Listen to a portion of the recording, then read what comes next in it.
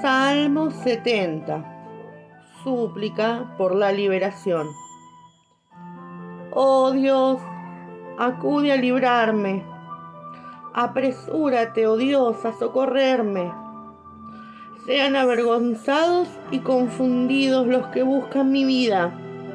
Sean vueltos atrás y avergonzados los que de mí mal desean. Sean vueltos atrás en pago de su afrenta hecha los que dicen, gócense y alégrense en ti todos los que te buscan. Y digan siempre los que aman tu salvación, engrandecido sea Dios. Yo estoy afligido y menesteroso. Apresúrate a mí, oh Dios. Ayuda mía y mi libertador eres tú.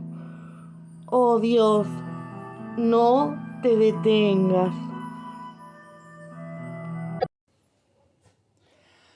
Buenos días al grupo de Iglesia Bautista Reformada de la Gracia y al aula del Señor Jesucristo y a los que están escuchando por YouTube. Como todos los sábados tenemos por costumbre, se lee un salmo y en esta ocasión le ha tocado la hermana Carolina. Muchísimas gracias por la lectura del salmo de la hermana Carolina. Y vamos a hacer una pequeña reseña histórica sobre este salmo número 70. Para empezar, si ustedes saben, este salmo 70 podríamos decir que es como un resumen, aunque tiene cambiadas algunas palabras, podríamos decir, pero del salmo número 40. Y del versículo número 13 al versículo número 17.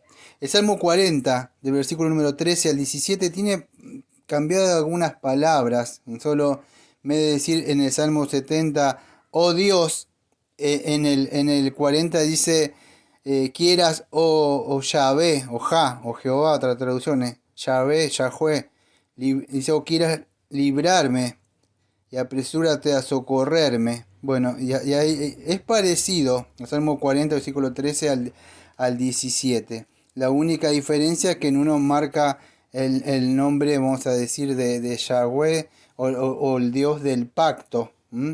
Y ese es lo que vamos a hablar un poco, de que Él hizo un pacto. Un pacto antes de la fundación del mundo, hizo un pacto intratrinitario. El pacto de redención, podríamos decir. Pero este es el Dios y Él acude a eso. En el Salmo 40, la otra vez creo que estuve hablando un poco de los sufrimientos de Cristo, ¿sí? Pero ahora me gustaría hablar un poco sobre, aunque está asociado en eso, voy a hablar un poco sobre el sufrimiento, vamos a decir, de la persona antes de venir a Cristo, en el proceso que está viniendo a Cristo cuando es confrontado con la ley. Y también podríamos decir cuando una persona ya es cristiana. Un poquito sobre esto es lo que voy a hablar en el día de hoy, ¿sí? Pero acá en el contexto histórico el salmista está orando, o sea, que Dios le responda o le envíe, que lo socorra a él mismo. Es una oración, podríamos decir, personal, no es tanto por el pueblo, sino más personal, ¿sí? Y que los confunda a los enemigos, ¿sí? Para que haya una alegría y estén gozosos todo de la liberación que él va a hacer.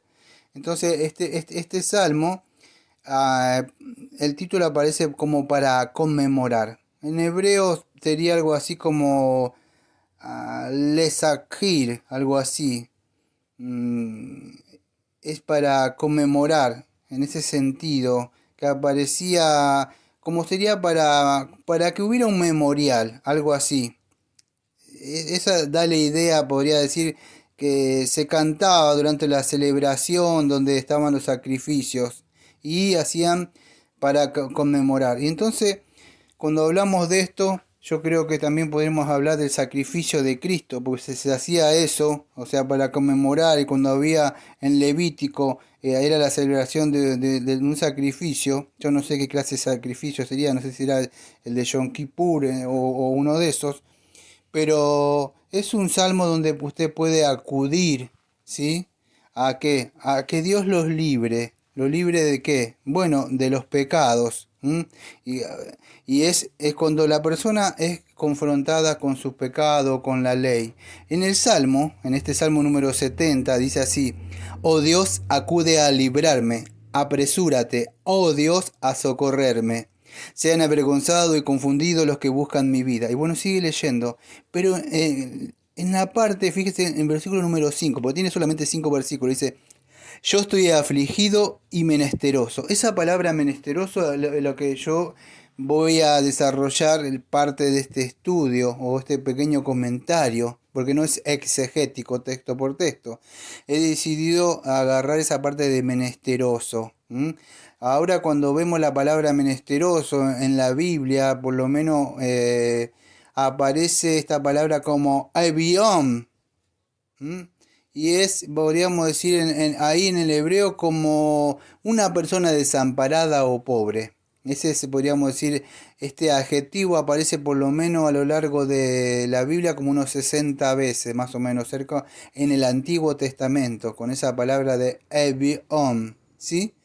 Ahora cuando vemos también en el Antiguo Testamento, vemos que Dios, podríamos decir, los cuida. Es más, manda que los pobres sean tratados bien o justamente. Si ustedes ven en Éxodo 23, versículo 6. Más adelante sabemos que el pueblo de Dios no cumple es lo que Dios había mandado y manda a los profetas. Y ellos denuncian a aquellos que oprimían a todas estas personas que estaban necesitadas, ahora desamparadas o pobres, podríamos decir. Lo vemos en el profeta Amós también haciendo esa denuncia, el profeta en el capítulo número 4. En Ezequiel 22 también lo vemos de nuevo los profetas. Siempre lo mismo, descuidando a estos pobres. Yo voy a lecturar solamente uno, que por supuesto Isaías 25, versículo 4, que Dios es el principal, podríamos decir, protector de estos pobres o de los pobres, podríamos decir.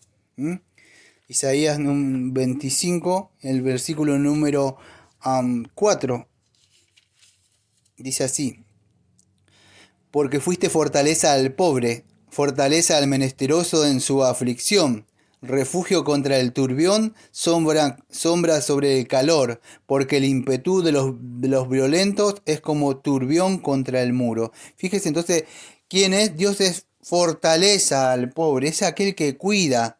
El pobre, aquel que reconoce que es pobre de espíritu, podríamos decir. Y eso me da pie a ir al Nuevo Testamento, donde en Mateo capítulo 11, versículo número 5, el Señor dice así: Los ciegos ven, los cojos andan, los leprosos son limpiados, los sordos oyen, los muertos son resucitados y a los pobres es anunciado el Evangelio. Acuérdese esa promesa, en el contexto cuando podríamos decir Juan el Bautista estaba en la cárcel y estaban sucediendo muchas cosas. Y bueno, él un poco empezó a dudar, Juan el Bautista, y le mandó a preguntar si era el enviado, el Cristo. ¿O eres tú aquel que debe venir o esperaremos otros? Bueno, el asunto es que cuando las personas por ahí sufren o están afligidas, vivimos lamentablemente, amados, en un mundo del cristianismo de la prosperidad. Dios te da, sos más que un campeón, Dios te va a solucionar esto. Y por eso es que la gente cuando buscan a Cristo buscan el matrimonio, buscan que Dios le prospere en el trabajo.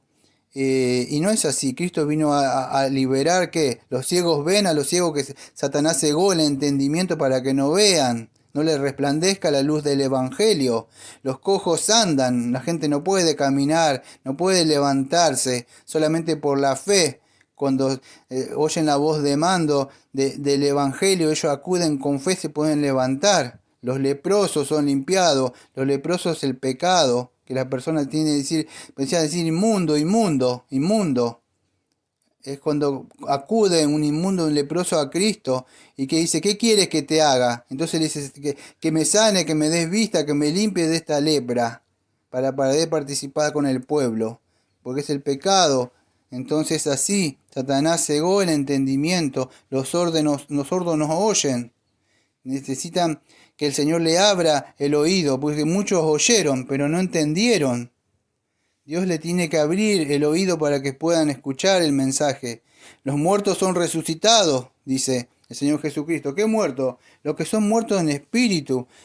Cuando en la caída en Adán, ¿qué pasa? En la caída de Adán el pecado entró. Acuérdense de Romanos capítulo 5, versículo 12, que dice que por causa de un hombre entró el pecado, entró la muerte. Entonces, ¿qué sucede? Los muertos son resucitados, dice el Señor Jesucristo. Cuando estaba en Juan capítulo 11, creo que el Señor dice, Lázaro, levántate. Y Marta ha dicho, Señor, pero hiede. O sea, está muerto, tiene olor a muerto. El Señor dijo, los muertos son resucitados. Y es así. Porque el Señor dice, como tengo el cartel en la parte de la iglesia, dice, yo soy la resurrección y la vida, y el que cree en mí, aunque esté muerto, vivirá. Y todo aquel que vive y cree en mí, no morirá eternamente. Y esa es la promesa entonces que el Señor da para todo aquel que crea. Pero ¿cuál es la condición? O sea, entonces de todo esto, si se va, cuando estuvimos viendo, ¿se acuerda las parábolas que estuvimos viendo? Perdón, las parábolas no, las bienaventuranzas, porque las parábolas también las vimos. Las parábolas del reino, pero también vimos las bienaventuranzas hace un par de meses atrás, no sé si se acuerdan, pero empieza diciendo, acuérdese, cuando el Señor dice, abriendo su boca le enseñaba, diciendo, fíjese la primera bienaventuranza, creo que Macario, significa muy felices. ¿Cuáles son? Los pobres en espíritu, porque ellos es el reino de los cielos. Entonces, para este pequeño comentario que quería dar yo sobre el menesteroso, el bion ahí, son aquellos que son pobres, son menesterosos, ¿sí? Dice, bienaventurados los pobres en espíritu. Es una persona que reconoce su condición espiritual, una persona que puede reconocer que no tiene. No es como esta iglesia, ¿se acuerda? Creo que era en Apocalipsis, que se creía que era rica y que tenía muchas cosas, pero el Señor le decía que esa iglesia en sí no tenía nada. ¿Te acuerdas que dice, porque tú dices, que era la iglesia de la Odisea, porque tú dices, yo soy rico y me he enriquecido y ninguna cosa tengo, no tengo necesidad, y no sabes que tú eres desventurado, miserable, pobre, ciego y desnudo, ¿ves? Decía que en una iglesia ni siquiera eran salvos, pero ellos decían que son ricos, de la prosperidad, pero no reconocen que son menesterosos. Pero había otra iglesia que era Esmirna, que el Señor le dijo que le escribiera a la iglesia del ángel, el primero y postrero, el que estuvo muerto y vivió, dice esto, yo conozco tus obras y tus tribulaciones y tu pobreza, pero tú eres rico. Escuche, ¿ve la diferencia entre una iglesia o un cristiano? Otro es el que se reconoce, el que se cree que es rico, que no necesita, que le va a dar una oportunidad que Cristo entre en su corazón. Cristo no necesita ninguna oportunidad para que entre en su corazón. Usted es el pobre de espíritu, el que debe golpear la puerta para poder entrar. No que Cristo, ese evangelio arminiano, que está pobre Jesús. No, es usted el pobre de espíritu. Usted el que debe golpear la puerta para poder entrar al reino de Dios. Es así. Y el Salmo habla sobre eso, diciendo, oh Dios, acude a librarme y apresúrate, Dios, a socorrerme. Esto me hace acordar, amados, a Mateo capítulo... No, es Romano, capítulo número 7. Y fíjese, cuando Pablo dice, miserable de mí, ¿quién me librará de este cuerpo de muerte? Si usted lee todo el contexto, ya expliqué cuando di las cápsulas, di Romano capítulo... todo Romano exegéticamente. Hablé un poco del pecado que mora en mí. Otros dicen que es un cristiano que ha nacido de nuevo y que lucha. Yo le expliqué muchas veces hasta el cansancio. Un cristiano no está todo el día yo vivía que la ley y habla del yo. No hay gracia en Romanos 7. Está la ley constantemente luchando. El yo que él pelea. No está el Espíritu Santo. Es un hombre que conocía la ley para mí y que estaba luchando. Pero se dio cuenta que era un miserable, no puede.